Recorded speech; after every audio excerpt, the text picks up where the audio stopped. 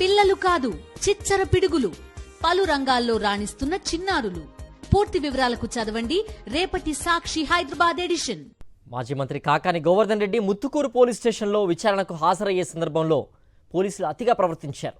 సోమిరెడ్డిపై social మీడియాలో post పెట్టారని కాకానిపై Muthukuru police స్టేషన్లో కేసు నమోదైంది.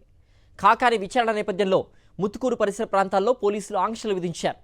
పట్టణంలోకి వాహనాలు అనుమతించలేదు.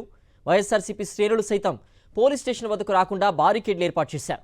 పోలీసుల ఓవర్ యాక్షన్తో సామాన్య ప్రజలు కూడా ఇబ్బందుల పాలయ్యారు.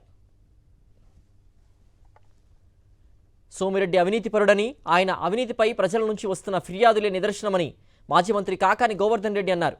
తనపై నమోదైన కేసుల విషయంలో ముత్తుకూరు పోలీస్ స్టేషన్లో హాజరై వివరణ ఇచ్చారని తెలిపారు. అధికారం ఉందని సోమిరెడ్డి, అతని కొడుకు చేస్తున్న అవినీతి అక్రమాలని ఆధారాలతో సహా పోలీసులకు వివరించారన్నారు.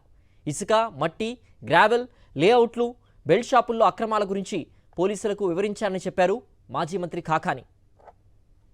హైకోర్టుకు వెళ్ళి క్వాష్ పిటిషన్ ఫైల్ చేసిన ఈరోజు ఈ పోలీసుల మీద పెద్ద నమ్మకం లేకపోయినా పోలీసు వ్యవస్థ పట్ల నాకున్నటువంటి విశ్వాసం ఈరోజు ఆ వ్యవస్థ అబాస్పాలు కాకూడదనే హాజరు కావడం జరిగింది.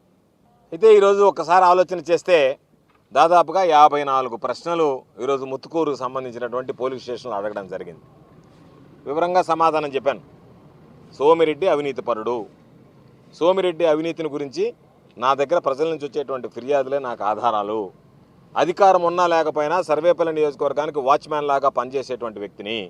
సోమిరెడ్డి కొడుకు ఇద్దరు కలిసి ఇసుక, మట్టి, గ్రావెల్, బూడిద, లేఅవుట్లకు సంబంధించి కనుపూరు కెనాలకు టెండర్ కాలువ పూర్తి కాకముందే చేసినటువంటి దాని గురించి, ఈరోజు బెల్ట్ షాపుల వేలంలో ఏ విధంగా డబ్బులు తీసుకుంటున్నాడు అనేటువంటి దాని గురించి, బెల్ట్ షాపులకు సంబంధించి కాకుండా పర్మనెంట్ లైసెన్సులు ఇవ్వాలంటే ఈ మధ్యనే పాపం కొంతమంది ఒక మహిళ పొదలకూరు మండలంలో ఒక ప్రత్యేకంగా మీడియా సమావేశం ఏర్పాటు చేసి తనని ఏ విధంగా ఇబ్బందులు గురి చేస్తున్నారో లంచాలు ఇవ్వలేదని చెప్పే ఉద్దేశంతో ఇవన్నీ కూడా ఈరోజు పోలీసులకి అన్ని ఆధారాలు ఏమిటి అంటే ఆధారాలతో సహా చెప్పడం జరిగింది.